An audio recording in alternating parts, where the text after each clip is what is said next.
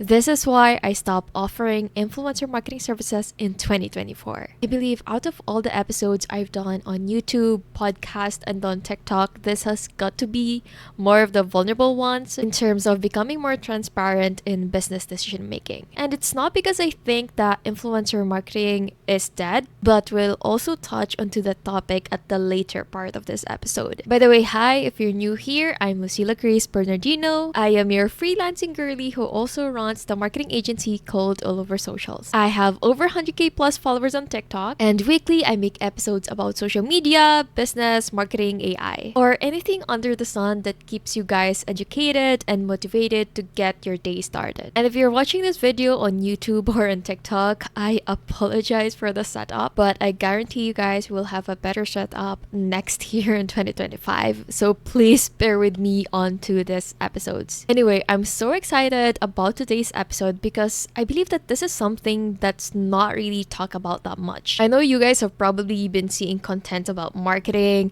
social media, about different tools, about adulting, and I don't think there's really a specific episode I've ever, encountered about influencer marketing, or if there is, it's very broad. So this is a very underrated topic, but a lot of brands are doing this. So I promise to make your time really worthwhile while watching or listening to this episode, because I really want it to be jam-packed with a lot of golden nuggets that you guys can pick lessons from. Okay, so for a breakdown on what to expect for today's episode, I'll be talking about our process for influencer marketing. I will be transparent onto this one, and pros and cons for working with different influencer types. Number 3, reasons why we stopped doing influencer marketing in 2024. And number 4, reality in influencer marketing. And lastly, where I think influencer marketing is heading in the coming years. If you already watched my TikTok video about this, then you'll find some parts already in this episode that I've already mentioned in that video. But we'll be going more in depth, more transparent, and more full on into this discussion. Why did we stop offering influencer marketing services in 2024? Relatively, if you think about it, if you're not an influencer marketer, you would think that what they do is just reach out to influencers, just email them, message them, negotiate until they say yes. But it's actually more tedious than that. To run you down on what our process in All Over Socials is, I will be explaining it to you. And if you are an aspiring influencer marketer or you want to offer this, I suggest that you take down notes because I'll just be giving it away since I no longer want to offer this. But hey, if in any case that you want to do this, then please do take notes. Okay, so to run you down, our first process is we usually hold a meeting with the brand discussing these things. So it's very important to identify what's their goal for influencer marketing campaign. So say for example, is your goal is to introduce your brand since this is a new brand? Or is your goal to make people aware of the new updates, if it is an app, or your new product releases, or discounts, promos, etc.? Or is your goal is to have more conversions for your brand? So very important to make that very, very clear so that you're not shooting blindly when creating the influencer marketing campaigns. Now, B, how many influencers do you want to be promoting your brand every month? Or if not every month, every quarter or every year? To differentiate different influencer types, let's refer to this so you guys have more idea.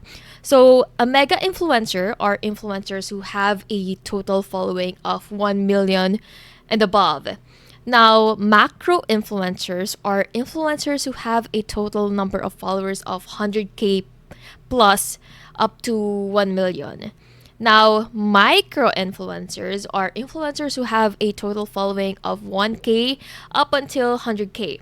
Now we have nano influencers, which are less than 1k followers. So let's say 5 mega influencers, 10 macros, 20 nanos. So this is not just the standard. I'm just spitting out numbers on what could be the goal of a brand for the number of influencers they want to get every quarter or every month. Now, make sure to make this very clear with the brand on how many influencers they want to get.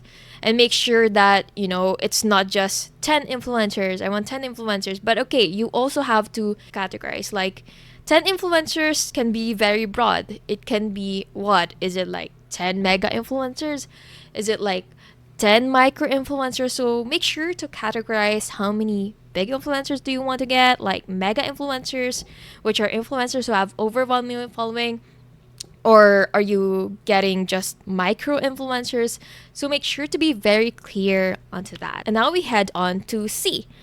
What's the budget? You need to be aligned with the brand on what their budget is that they are willing to allot for their influencer marketing campaigns. You have already set the goal, the ideal number of influencers. Now, what is the budget? Because this will help set the expectations more realistically. So it's not just numbers, but it's you also identifying whether that's actually possible. So, for example, the brand says, I want 10 mega influencers. These are influencers who have 1 million following, if we refer to the definition a while ago. And then I want 20 macros. So those are influencers 100K up to 1 million. I also want 30 micro influencers. I want 50 nanos every month. Okay, so what's your budget for that? And then they will say, like, free products. We just give them free products. Girl, are you kidding me? Are you kidding me? Okay. And then the brand says, but the products we'll be sending are like worth 2K for each of them, There are just so many brands or business owners who are kind of out of touch when it comes to influencer marketing, who think that many influencers will bite into that. For nanos or for macros, sure, that might work. Like, the free products might work with them. But if you're targeting influencers who are at the macro level and above, you will be having a lot of hard time if it's just free products. So for brands who respond this way, and you will encounter that a lot, especially if you are an aspiring influencer marketer or you are already offering that, you will encounter a lot of business owners who would have that same thoughts, like that free products will be something that a lot of influencers will bite into. So if you encounter any of this, just educate them. Usually they respond that way because they aren't aware of how the industry works. Like before, if let's say it's 2018, sure, influencers will most likely accept that. But in the digital age wherein a lot of people are making money out of things online, that's nearly impossible. Make sure to educate them, and it might also be their first time doing influencer marketing and they have no or minimal idea about how things work in it. So make sure to just really set their expectations if they are like that. The amount of times that I've done this, girl talk or really like a sit down with brands or business owners because of their expectations is a lot. It's very tedious to educate them about these things because their expectations can be very high in terms of that. If they don't have a monetary budget for the influencers, help them set their expectations. For us, what I do with our clients who are like this, we become transparent. We inform them about the rates of influencers in that bracket that were given to us by the influencers themselves. So in that way, it's not just like the words are coming from us, like saying that, hey, that's not gonna happen, that's how things work, but it's also quoting like real rates that were discussed to us by the influencer. So in that way, it's like kind of telling them that, hey, this is their rate that they sent to us. It's not gonna happen. It's like Loki saying that it's not gonna happen because this is how their rate is like. So just make sure to be transparent to them in terms of things such as that to also get them, educated and more informed. If the brand really want X deals, what is the correct way of doing that? Now, the correct way of doing X deals is to provide products in the same value as the rate of that influencer. So, for example, the rate of that influencer is 10K per video. What you can do, you can send the products that are worth 10K or even more than that. The improper way of doing that is if their asking rate is, say, for example, 20K, and then you're just going to send them 2K worth of products. That's the easiest way to get rejected and ignored by influencers, I'm telling you. Another thing that you need to consider is that X deals aren't always as attractive as we think it is. So many brand owners have this high ego and believes so much in their brand. And there's nothing wrong with that. It's just that sometimes you really need to put them on the ground. If you're a business owner, I will give you a brutal, real talk about X deals. And if you are an influencer marketer or someone who's offering influencer marketing, maybe you can send this video away to them so they can stay informed. If your brand is new, or it doesn't have that much exposure yet, and you haven't put in enough effort yet to put your brand out there, to market your business, to create that desire online, to make your brand appear sexy online for people to actually want to check it out, then your xdeal collab offers aren't also going to appear attractive or sexy. It's different when an influencer get offered an X deal by Dior or by Gucci versus being offered with an X deal offer with a brand in the same niche as Dior or Gucci, but is just starting out. And the reason is quite simple. These brands that we're already familiar with, we are familiar with them because they are the brands wherein we most likely bought products from or we most likely would buy products from. So them offering X deal to you like Gucci or Dior, if say for example they offered me an X deal, it will sound like it's not a bad deal because we're already buying products from them, or I would want to buy products from them. What these influencers will think if it's those brands that are going to offer them X deals, it will be like, hey, I don't need to buy a product or a service from this brand that I love and I am buying from or I am eyeing because they're already giving it away to me for free in exchange of just one video. Wow! Okay, so you get the point and the difference, right? Again, if you're really sure that you're only open to X deals, strip out the mega influencers or the macro influencers. Actually, stay out of influencers above 20k followers. Not really staying out like do not reach out to them, but what I mean is set your expectations that they would most likely ignore or reject you. Especially if you're requesting for them to promote a brand for free in exchange of some products from a brand that they never bought anything from, they do not love, and they're just finding out about it now. I know that sounds like a brutal take on brands or on small brands or startup brands, but take this as an advice from a marketer who's been doing this for years.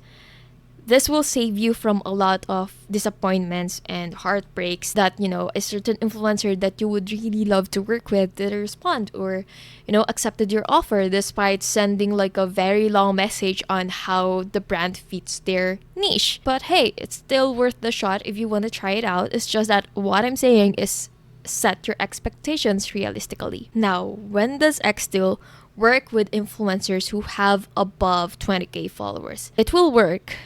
Well, not a guarantee, but it will most likely work if they already bought a product from you. Learn your customers. Get to know who are the people buying from you. Make sure to also leverage onto that. So one way that you could actually spend less in terms of influencer marketing is to get your brand onto the point that people would want to buy from it without you having to pay them. So that is something that brands really need to work on. And kind of a hot take is that a lot of brands, especially who are starting out, are kind of feeling entitled that, why aren't they accepting my offer to promote my brand? But hey, maybe because you haven't made your brand, your products or your services sexy enough for them to want to accept your offer. So you also have to look onto those things. Okay, Lucy, so what is the realistic influencer marketing budget? A lot of business owners already ask me this question, what should be my budget? Because I don't know. And my answer would always boil down to this one answer, which is depends. It depends how much you want your brand to grow. With a 10k budget, you can get 3 micros, 10 nanos on an estimate. With a 100k budget, you can get 5 macros, 15 micros, and 20 nanos. And if you're lucky enough, you can even get like 1 mega influencer and strip away some micros. Although Normally, many mega influencers charge 100K and above for one video. But there are a few cases wherein I was able to close mega influencers lower than 100K rate, but that's very rare and it takes a lot of work. It takes a lot of building of rapport, negotiation, and connection. So if the influencer is also affiliated with the agency, expect that their rate is going to be skyrocket high. Although one thing that you need to consider is that if that content creator or influencer is affiliated with an agency, there's higher chances of accountability when it comes to delivering work because there's someone or like a higher up who would, advise or make that influencer accountable. So although they are relatively higher in terms of price, rest assured that your money is safe with them in terms of delivering what needs to be delivered by that influencer. So those are some of the things that you also need to take into account. Not every time that you are able to save more money because that influencer is an independent, influencer, or that influencer is under an agency means it's always a good thing. There are some pros and cons that you also need to consider. Then again, don't take my word for it or make this as the standard since rates do change and rates may differ depending on who their audiences are. So that's another thing. So for example, an influencer with 20K followers can charge more than an influencer with 100K followers. How is that possible? Why? It's because influencer A with 20K followers are mostly followed by upper middle class to upper class. Now, influencer B with 100K followers are mostly followed by younger people. It means that influencer A, while she has lower count of following, more than influencer B, influencers A audience have more buying power than influencer B. So those are still some of the things that you need to think of. It's not like, one size fits all solutions that if this influencer who has 20K followers charge this amount, then this influencer with 20K followers will also charge this kind of amount. It's different. It's different usually for everyone. Another, I've been hearing a lot of marketers saying that big influencers are already dead because most of what they do is they just promote products, they just promote and sell. And I'd like to give you a different perspective about that, hot take that I've been seeing across social media platforms. While small creators are indeed making impact to different brands right now, what makes a mega influencer, or let's say macro to mega influencers, different, or what sets them apart from other influencers is that they can establish long-term credibility to your brand. What do I mean by that? A 10K budget for influencers doesn't always mean that it's better than a 100K budget because you are able to spend less and there's a chance of virality anyway for small creators. While there is some truth to that, it's not, always the case. Because what you're also paying for macro to mega influencers is not just the traffic that they bring to your brand, but it's also the credibility that's connected to them. For example, sure, a small creator made a video about your brand and then it went viral and it got way more engagements and likes than a big influencer that you also hired. But remember that small creators' virality are usually short-lived, unlike a big influencer who usually shows up everywhere. So if what you think when it comes to influencer marketing is that what you're paying for is their number of following or engagement, it's not that. What you're also paying for is the long-term credibility that they can bring to your brand.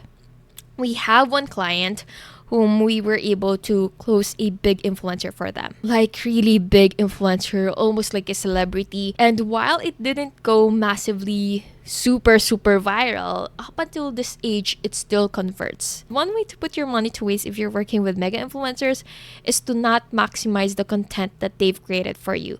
Meaning you didn't ask for usage rights or to have their videos or contents be posted on your social media pages or on your website or on your shop. You really need to strategize on how you can maximize the influencers that you have paid for. You know Hiraya Pilipina, right? They got Nadine Lustre for their brand. And Nadine Lustre is a very expensive celebrity to work with, but Hiraya Pilipina did a very great job on how they were able to maximize Nadine Lustre. They got her as a model. They took BTS shots during the shoot. They made like sneak peeks, like teasers that were posted across their social media platforms. They even contacted like PR, different news outlets, post about Nadine Lustre being their brand ambassadress. So they did a very well coordinated marketing plan on how to really make it noisy and put it out there. And I think that's what many brands are failing to do or not being able to execute well, is that they aren't able to maximize the influencers that they are paying lots of money for. If you're gonna spend lots of cash on an influencer or for a celebrity, then make sure that you will make it worthwhile. Again, budget is important to find out and be aligned, not for the formality's sake, but because this will help you and your team create the campaign that's needed to achieve the brand's goal, while also at the same time making it realistic. Now, after setting those things clear with the brand, we move on to the next step of the process, which is doing a research on influencers that we can possibly work with. This is when you dump all of the list of influencers on a Google Sheet or whatever tool that you are using. This includes their name, links to their social media pages, and follower count for each, and their total number of influencers. We also categorize usually which influencer type they are. If they are a mega influencer, if they are a macro, nano. So those are the things that we also make sure to include. For the first step, you want to collect as many data as you can. Sky is the limit for this. The more, the better. After dumping all of the influencers that you can, list down onto your tool, then we move on to the filtering part. This is the time wherein you get to filter or narrow down the list of influencers that you will be pitching to your manager or to the business owner, or if there is none, you would want to work with. Filtering comes in many forms. You identify who are your top priority influencers, your secondary influencers that you prefer working with, and then if the top or the secondary influencers didn't respond, who are the next set that you want to contact. For filtering, you don't want to filter too much because again, you have to put it in your mind that not everybody in your priority list will say yes to your offer, or even at the very least respond. Next, creation of campaign brief. You have two campaign briefs. You have one for the internals and you have one for external. So for the internal campaign brief, this is more detailed, contains more of the complete details of the campaign. Now for the external one, since this is going out to different influencers, you want to curate it as much as you can and simplify it so that it's way easier for them to digest it. So you want to be very clear on the things that you want to include in the campaign brief. You don't want to make it too flowery or too complicated for them to understand because again, influencers are very busy. It may not seem like it, but they are. So some of the things that you need to include in the campaign brief, what are those? One, short brief about the brand. Make a brief description about what your brand is all about. So say for example, is it like a beauty product? Or if it's a beauty product, what is it for? Like, is it for oily skin? Is it for Filipinas who want to, feel empowered? Things like that. So just a brief description on what your brand is all about and what you believe in. Then second, what product or service do you want them to promote for your brand? Also give them like a brief description about that. Next, deliverables you expect from the influencer. Do you expect them to create an Instagram photo or a TikTok video, or you want them to mention you on your YouTube video? So those are the things that you need to be really clear about. Will they be creating separate contents for Instagram, for TikTok, or is it going to be just one, content that they'll be cross-posting onto their different platforms? Those are the things that you need to also list down and jot down on the campaign brief. Next, what kind of content are you expecting from them? Here you specify what style of content you want from them. Do you want them highlighting a specific feature of the product, or do you have a preference that you want them to do an unboxing video, a review video, or do you give them like this freedom to create whatever style they want for that promotion or for that collaboration. What's the mood that you're aiming for example, if you want to really put out like that classy branding for your brand, then you want to specify those things. Include samples that they can refer to as well. The samples you will send out to them do not necessarily mean that it came from you.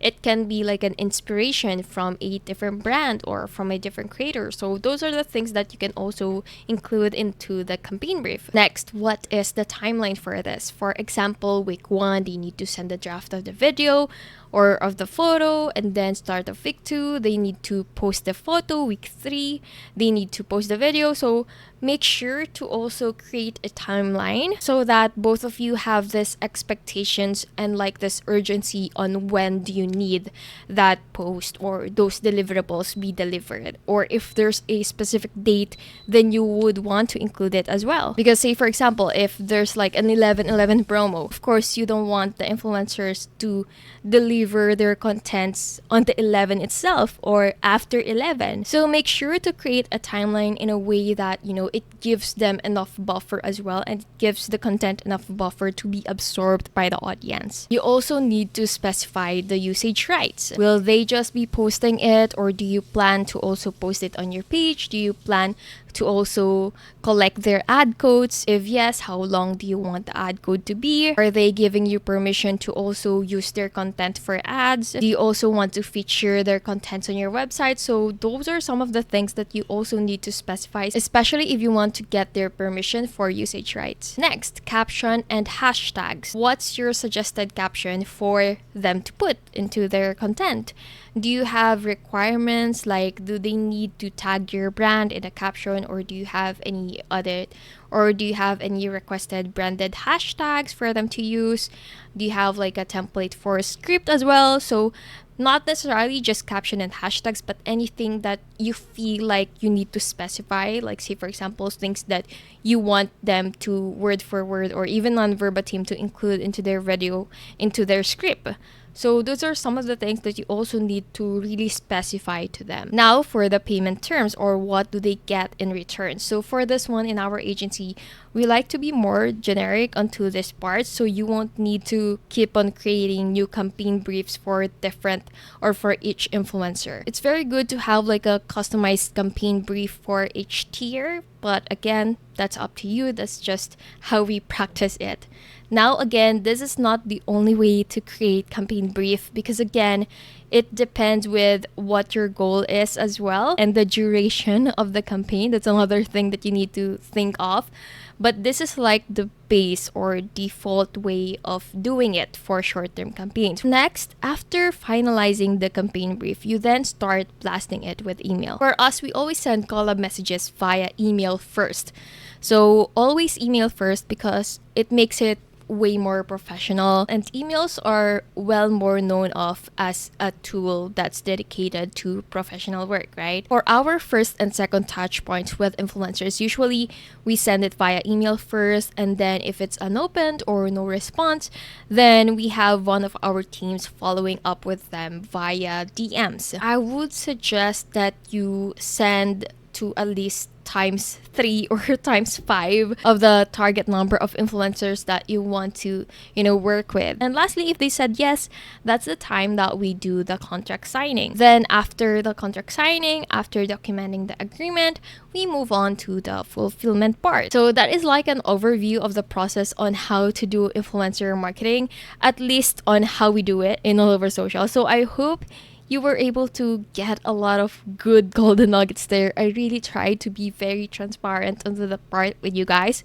Now, Lucy, you seem so knowledgeable and you seem like you know a lot about influencer marketing. Why are you quitting doing it? Why are you guys stopping offering it? Is it because you think that influencer marketing is dying? Is it because it's no longer effective? Now, let's get on to the juicy part of this episode. This one is going to be really juicy and really spicy. It's going to show you the real side, like the horrific side of influencer marketing. So, okay, why did we stop offering influencer marketing in 2024? Why did I stop doing it? So you've heard me explain a while ago about our process, right? And the thing is, number one, it's hard to get influencers onboarded, especially if brands want to work with influencers who are at the macro levels and above. Expect that it will take a lot of, weeks of follow-ups. As I've said in AOS, our standard is 20 influencers every week. And that doesn't include follow-ups yet. Of course, if there are influencers who haven't been responding, we need to still contact them. So it adds up. If you are a startup brand, usually on an average out of 20 influencers you're contacting, you will be getting 2 to 3 responses. And that is after 2 weeks. But again, it's different for every brand. It's just my estimate on an average. And as I've explained a while ago, if you are a startup brand that they know nothing about, plus you don't have an attractive offer, then expect that they would most likely skip you, especially if the subject of your email is xdeal collaboration, yada yada. So expect that they will most likely not open your email if that's the case. Influencers are humans too, and there's a different level of excitement for them if, say for example, you saw in the subject email that it's a paid collaboration versus it's an xdeal collaboration. There's also a different level of excitement if, say for example, Gcash or Chanel contacted me for collab works versus a startup brand that I know nothing about. And that excitement of working with a bigger brand or bigger known brand makes your little startup brand be listed into their list priority, because there's a certain level of superiority when it's a bigger brand that reaches out to you. And for them, they would be thinking that what's in it for me to create a content for you, especially if it's going to be, like a free or an xdeal kind of content. These aren't just pure assumptions, because I've seen this happen a lot. And it's just a painful reality when it comes to smaller brands. And second reason why I also stopped, doing influencer marketing. It's very difficult to find a middle ground. In today's age where so many businesses are now aware of influencer marketing, influencers on a daily basis are being swamped with emails for collabs. I am also an influencer and I experience being swamped by emails too. So think of this. If brands already doing influencer marketing, and most likely a lot of them are offering also xdeals, you're not genius enough. Like, you're not the first person to think of an xdeal offer to these influencers. So expect that so many brands are also doing that to them. Then, given that, what makes you think that your brand is off the same level or even higher level than the other brands? What makes them want to say yes to you if they are receiving multiple offers from different brands who are willing to pay them in exchange of content? And if you know me, I really hate lowballing influencers. And even if I have a team behind me, I still find it hard to set a middle ground, because you also have to please the brand and you also have to please the influencer, and it takes a lot of mental load to be able to set the right tone wherein both of the parties are happy. I think the last straw for me this early 2024 was when we were helping a brand with influencer marketing. They availed it as an a la carte service, by the way, and they just have so many demands and wants on what type of influencer do they want to work with. But at the same time, they aren't willing to shell out money to be able to, actually close deals with those influencers. And I know, I get it, as influencer marketers, it is your job to negotiate. It is your job to be able to, make those influencers hop onto the campaign. But it's just a different topic if it's plainly unrealistic expectations. And believe me, we did like several sessions already wherein I tried to educate, but it always, ended up to a discussion wherein they want to push what they really want for their brand. Like, it's more of like kind of telling you that, but it's your job to do that, right? It's your job to negotiate with those influencers, but as a marketer, you can only do so much. And for me, it's just a really, really tiring discussion to having business people to be put in their place that, hey, that's not happening. It's not how things work. And it just gives me and my team so much anxiety because I know that they're doing their part. And I guess that's more of a lesson learned from us, that maybe it may also be like not a right fit of a client, but at the same time, I'm not taking any second chances again when it comes to giving our team like those anxieties of not being able to do enough, but at the same time, having to please so many people at the same time. So yeah, that's like just me being transparent on, what was another thing that triggered me to make this decision making process. Which leads us to also number 3. Fulfillment is not always guaranteed. Influencer showing interest does not always guarantee fulfillment. Even if they said yes, even if you already sent the products on their way, or even if you sent already the rates on their way.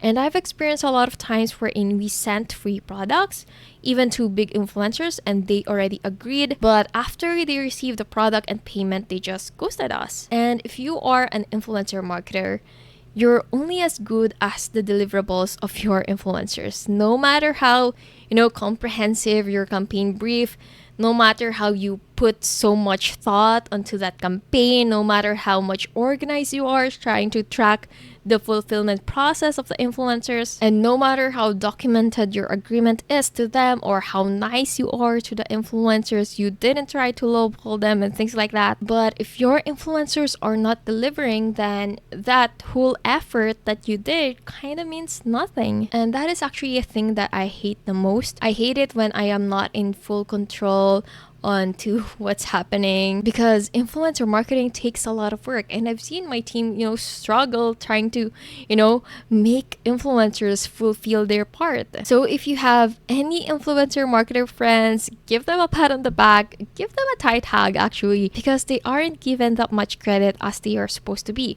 Because a lot of people think that what they do is just contact influencers, it's just all fun, it's just sprinkle, but it's actually very tedious. And if you are an influencer listening to this video, please do your part. Do not be a pain in the ass, and don't commit to things that you cannot fully commit into. Another piece of advice too for marketers out there or brand owners: if you see an influencer and you saw that they have high number of followers, but they have like few collabs or few brands that they are promoting onto their page, then think twice. Think twice about contacting them, because chances are the reason why they have not much, brands that they are working with is most likely because, they are a pain in the ass or they're not responsive. With so many brands right now that are doing influencer marketing, it's very impossible, especially with, high count of followers, to not receive even a single email from, different brands.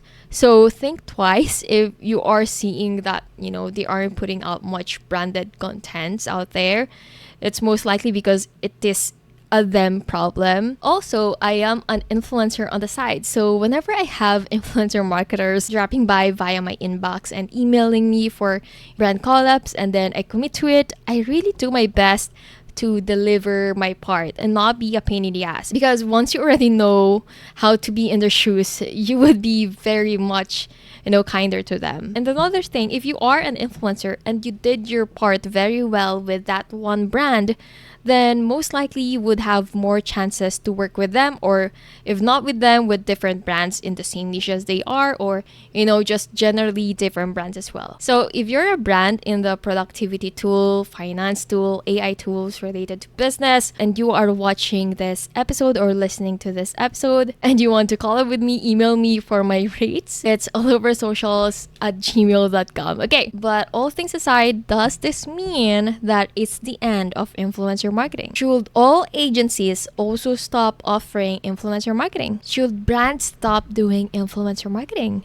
The answer is no. Again, this is just my personal business decision. This is just my personal take. I still firmly believe that influencer marketing does great wonders, because I personally have seen it myself. It's just that since so many brands are now knowledgeable in terms of influencer marketing, the competition is getting stiffer into getting influencers get to say yes and have the deliverables fulfilled. Plus, I just really hate how tedious the process is and the mental load that you get to carry strategy into, delivering that. Like what I said, I just hate it when I am not in control and when things aren't going as it's supposed to be going. And it just takes a lot of effort. So I just think that this is not something for me and for us. So where do I see influencer marketing heading in 2024 and into the coming years? Number one, the rise of influencer agencies. It's way easier to make an influencer accountable if you are well acquainted to them and or if they're working directly and or under your agency. So if you are an agency handling influencers, I believe 2024 and the coming years will be a great year for you. What's the difference of influencer agencies versus working with marketing agencies that are offering influencer marketing? The difference is connection. So what usually happens when it comes to marketing agencies that are offering influencer marketing is that they are researching for these influencers and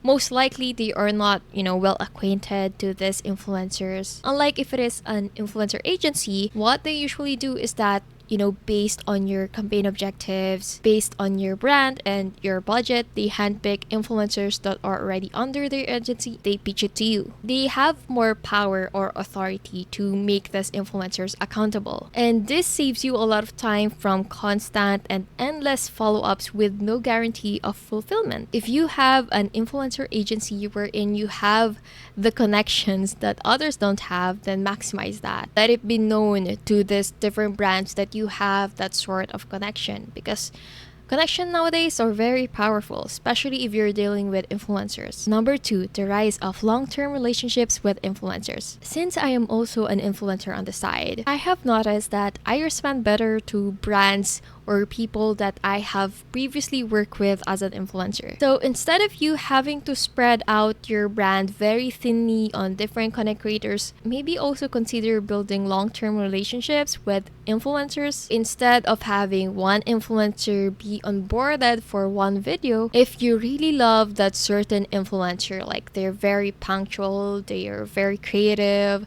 they're very nice to talk to, like they don't ghost you, then what you could possibly do is get them onto a contract with your brand, like have like a 1 year contract with them. I'm just suggesting, like it's not a standard that it should be like 1 year. It could be like 3 months or 4 months. Then by doing that, you can also negotiate with a flat rate with them. So in a way, since you are contracting them for more than just a single video, you also get to have like a discounted rate, since this will be like a long-term partnership with them. This also gives off this message to their community that, oh, okay, this brand must be really nice or must be really good because they have been including this into their 10 videos, or I've been seeing it a lot from her content, so it must be like really good, like she really uses it and things like that. Remember, frequency builds trust. So if that person's community is seeing that product or that service a lot from them, then they also begin to remember and trust that brand. And number three, the rise of nano to micro influencers. Ever since pandemic, times have gotten tougher for many businesses. We've been seeing a lot of businesses trying to cut losses, minimizing their expenses, and I felt this not just, from local businesses, but internationally. Given, I believe that 2024 and the coming years will also be the rise of many nano to micro influencers. A lot of you will be given an opportunity to work for paid brand collabs, because for many businesses, it is the rate that makes sense for them, considering the stage that they are in. So if you're a nano or, a micro or an aspiring influencer, just keep on doing what you're doing, because brands are also keeping an eye out on smaller influencers. And if you are an aspiring influencer, I also created free resources on doing content creation and creating your rate cards. I shared this already on our Facebook group, but you can also find it on our website, alloversocials.com/shop. Again, this is free. You just need to download it and follow the instructions on how to access the files. I'll also include the links and the important notes on the show notes of this episode, so you guys can also see. By the way, I'm also planning to create a broadcast channel on my Instagram, but I'm also kind of shy and also kind of overthinking of whether my community is already big enough to deserve, like a dedicated broadcast channel for things such as this. And I think this is an ongoing phase for me ever since motherhood. Not that I'm blaming that I'm a mom, but it's just that a lot of things change in my life, and I feel like I've been Mia for the longest time, and I kind of feel left behind sometimes. But maybe I'll discuss that on another time in another episode. But if you're watching or listening to this to whichever platform you're listening or watching, please do send some love in the comments. I'm happy reading all of them. How about you guys? What are your thoughts about influencer marketing? And if you want me to talk more about other specific things, please do comment it down below so we can also plan it out. As always, I'm very happy to have you guys here in this episode. If you want more types of this content, you can also follow me on TikTok. We have over 100k plus followers there. It's Lucilla Grace B. And you can also find me on Instagram. It's also Lucilla Grace B. If you want to watch the video episode of this, you can head over to my YouTube channel. Just search up Lucilla Grace Bernardino. And if you want to listen to this episode via podcast, just simply search up Women Who Freelance. And if you are a business owner looking for a marketing help, we offer marketing consultations, web design, social media management, marketing, and done for you creative social media templates for your brand. If that interests you, just head over to alloversocials.com to book a call with us, and or email us at alloversocials@gmail.com or DM me or our agency in any of our socials. For brand collabs, you just know where to find me. You can just DM me on any of my accounts. Again, I hope you were able to enjoy this episode, and I hope you got a lot of, big nuggets from this. Again, this is Lucilla Grace Bernardino, and ciao. I'll see you on my next episode.